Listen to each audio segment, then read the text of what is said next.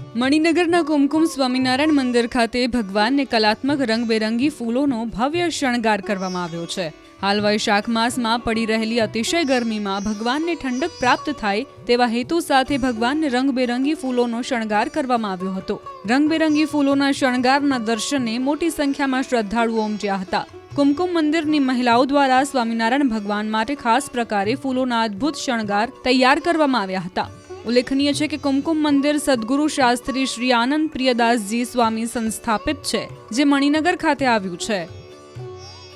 અતિશય ગરમી પડી રહી છે ત્યારે શ્રી સ્વામિનારાયણ ભગવાનને આ ગરમીમાંથી ઠંડક પ્રાપ્ત થાય એટલા માટે શ્રી સ્વામિનારાયણ મંદિર કુમકુમ મણિનગર ખાતે ભગવાનને રંગબેરંગી ફૂલોમાંથી અદ્ભુત શણગાર તૈયાર કરવામાં આવ્યા હતા। આ શણગાર તૈયાર કરવાની સેવા કુમકુમ મંદિરની મહિલાઓ દ્વારા કરવામાં આવી હતી। કારણ કે હિન્દુ ધર્મમાં એમ કહેવામાં આવ્યું છે કે ભગવાનની 9 પ્રકારની ભક્તિ કરવી। જે ભગવાનની 9 પ્રકારે ભક્તિ કરે છે એને ભગવાન આલોક અને પરલોકમાં સુખી કરે છે।